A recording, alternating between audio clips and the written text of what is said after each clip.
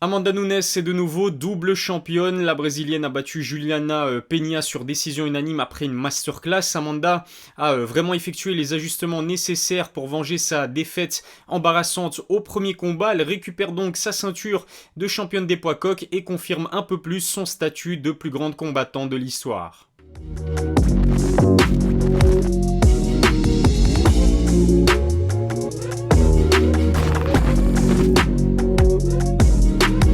Salut à tous, c'est Ilyes, on se retrouve aujourd'hui pour une nouvelle vidéo, le débrief de l'UFC 277 qui était certainement l'événement numéroté le moins attendu de l'année. Pourtant c'est vrai que la carte principale a été le théâtre de combats assez spectaculaires. A commencer par le main event qui opposait Juliana Peña, la championne, à Amanda Nunes. Je vais également revenir sur les autres résultats marquants de la soirée. Abonnez-vous à ma chaîne, lâchez un pouce bleu, activez la cloche pour recevoir les notifications et puis suivez-moi sur mes réseaux sociaux, tous les liens sont dans la description. Et puis dites-moi aussi en commentaire si vous aviez correctement pronostiqué les combats de l'UFC 277. Amanda Nunes a pris sa revanche, la lionne comme on la surnomme était attendue au tournant, battue par Juliana Peña au premier combat. La brésilienne se retrouvait devant le plus grand défi de sa carrière. Elle a déjà affronté des adversaires plus talentueuses, mais Juliana est une vraie dure à cuire. À l'image des combattants d'origine latine, la vénézuélienne ne lâche rien et n'a pas peur d'aller à la guerre. C'est exactement ce dont avait besoin Amanda pour se remettre sur les bons rails. À force d'enchaîner les victoires sans trop forcer, elle a perdu la rage de vaincre de ses débuts. Avoir une adversaire confiante et dangereuse comme Juliana ne pouvait qu'être bénéfique. En plus d'un manque de motivation, la brésilienne a également justifié sa défaite au premier combat par une préparation tronquée par le Covid, les blessures et un changement de salle. Amanda Nunes a prouvé qu'elle était à 100% lors de ce rematch. On a senti une différence énorme en termes de puissance entre les deux femmes dès le début des échanges. Passée en gauchère, la brésilienne a particulièrement déstabilisé son adversaire. Beaucoup plus calme qu'au premier combat, Amanda a fait mal sur chacun de ses coups. S'en est suivi une véritable démonstration de striking. Dans le deuxième round, Amanda a déroulé, puissante et réactive. Elle a puni Juliana grâce à sa droite monstrueuse. Son adversaire a été contraint de goûter au sol à 3 reprises sous la violence des coups. Trop imprudente sur ses attaques, Juliana s'est exposée au contre supersonique d'une brésilienne visiblement très en forme. Amanda ne s'est pas contentée d'emmener Juliana au sol, elle en a profité pour la punir avec des grosses séquences de ground and pound, mais même surclassée dans tous les compartiments du game. C'est vrai que Juliana a prouvé qu'elle avait un état d'esprit de guerrière parce que beaucoup de combattantes auraient certainement cédé face à la violence des coups de la brésilienne, ça n'a jamais été son cas. Avec une avance confortable après les 2 premiers rounds, Amanda a décidé d'emmener ce combat au sol dans les 3 reprises suivantes. Elle a enregistré 6 takedowns sur 8 tentés avec plus de 11 minutes de contrôle au total, c'est énorme. Sur le dos, Juliana a tenté de soumettre son adversaire et une clé de bras a même failli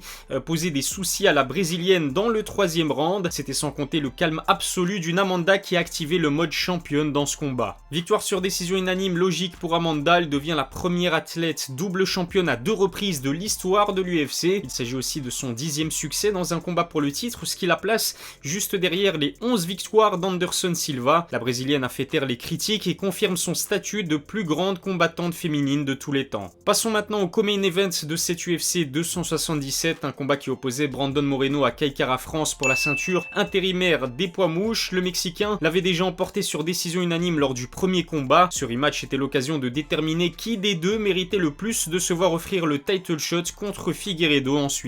Contrairement au premier combat, Kai Kara France s'est montré moins agressif dans le premier round. Il a surtout misé sur des leg kicks qui porteraient leurs fruits au fur et à mesure des échanges. Brandon Moreno est un combattant difficile à toucher. Ses mouvements, sa garde haute et sa façon de placer ses mains en font une cible compliquée. Pourtant, un coup de coude du Néo-Zélandais a ouvert une blessure en dessous de son œil dans la 3e reprise. Mais à l'image de Juliana Peña, ce n'est pas une grosse coupure qui allait arrêter Brandon. Bien que meilleur grappleur, le Mexicain a préféré échanger avec son adversaire debout. Il faut dire aussi que Kai Kara France a parfaitement défendu les 3 tentatives d'amener au sol de son adversaire. C'était avant un kick magistral envoyé en plein dans le foie du pauvre Néo-Zélandais. Moreno a ensuite terminé le coéquipier d'Israel Adesanya avec du grand and pound. Brandon Moreno est donc le champion intérimaire de la catégorie des poids mouches, ce qui veut dire qu'on aura droit à une quadrilogie entre lui et Deiveson Figueiredo, ça n'est jamais arrivé dans toute l'histoire de l'UFC, mais c'est vrai que au vu de la qualité de leurs combats précédents, c'est difficile d'organiser un combat aussi intéressant que celui-ci